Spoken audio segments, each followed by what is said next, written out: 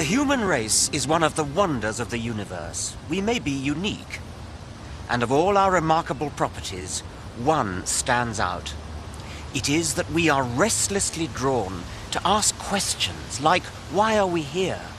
What is the purpose of life? The great civilizations and cultures of the past came up with various answers, all unsatisfying, because they were made up rather than being properly investigated. So, can science come up with something better? I think so. It may sound presumptuous, but I believe science can tell us why we are here, tell us the purpose of human existence. The answer is an optimistic and inspiring one.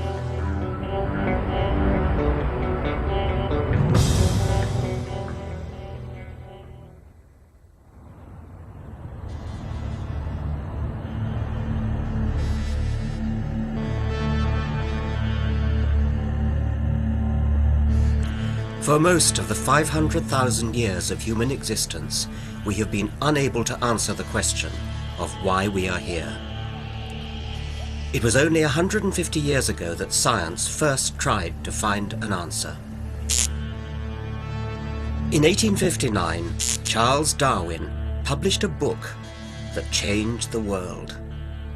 When Darwin first got up the courage to publish The Origin of Species, it shook the spiritual foundations of his age. Victorians had to come to terms with an entirely new set of unwelcome relations. We've got over it now. Most of us are happy to teach our children that we are descended from apes. We are apes. But I believe Darwin has another message for us, one that could be frightening if we let ourselves be intimidated, but it's exciting and uplifting if we have the courage to face it. Not only did Darwin provide the answer to the question how we came to exist, I believe his theory provides the only answer we're ever likely to get to the ultimate question, why we exist. What is the purpose of life?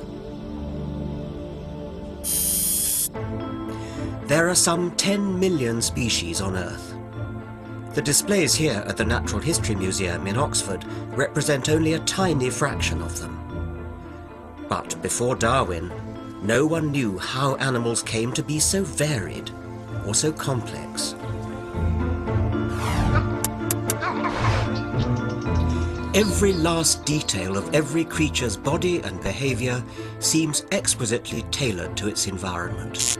The platypus's webbed feet are built for efficient paddling, and its dark bill is a radar, electrically sensing its prey in the mud.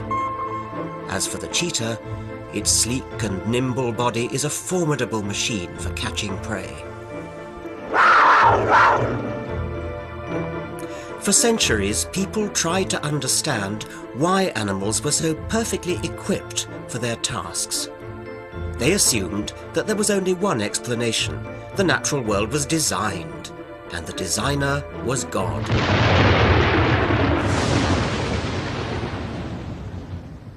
The Reverend William Paley, writing half a century before Darwin, put the case with his famous watchmaker argument. Imagine, Paley said, taking a walk on a heath. If you came across a rock, you wouldn't be surprised. The rock might have lain there forever. It doesn't need explaining. But a watch on the heath would demand an explanation. Its existence and complexity would require a big explanation. The intricate precision of the cogs, the accuracy with which it keeps time, these are evidence that the watch must have had a designer, a watchmaker. Surely, Paley went on, no less is required to explain the even greater complexities of nature. There must be a divine watchmaker. If I had read Paley in 1802, I would have agreed with him. But now things are very different. Charles Darwin has given us a much neater, more self-sufficient, and therefore more satisfying explanation. Darwin argued that there was no designer. And at first sight this seems like a ridiculous idea. Like Paley's watch, plants and animals appear to be staggeringly improbable combinations of their component parts, all working towards one end. Take the nuts, bolts, cogs and springs of a watch and recombine them at random as many times as you like. Only one arrangement tells the time. As the astronomer Fred Hoyle put it, the possibility that the parts of a living organism would spontaneously come together by sheer luck is about as likely as a hurricane blowing through a scrapyard spontaneously assembling a Boeing 747. So how does nature do it? Even a fly is arguably more complex than a 747. If there is no designer, how did the complexity and variety of life come about? There's a clue to how the process works in many people's back gardens. There aren't many times when the pigeon has played a starring role in science, but it was this commonplace bird that started Darwin on his journey of discovery. Darwin noticed that pigeon fanciers were able to breed new varieties. By carefully selecting mates, they had turned the ordinary pigeon into dozens of weird-looking birds with weird-sounding names. There were fantails, Jacobins, short-faced tumblers, and a score of other varieties. Darwin knew these all originated from one bird, the rock dove.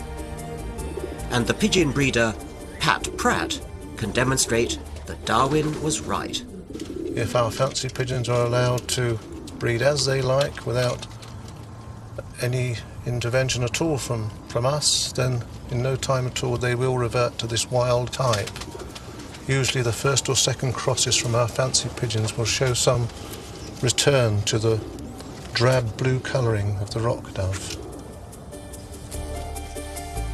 The effort to create different types is called artificial selection. But perhaps, Darwin reasoned, a similar process could occur in the wild. But how could selection work in nature without a divine pigeon breeder to do the work?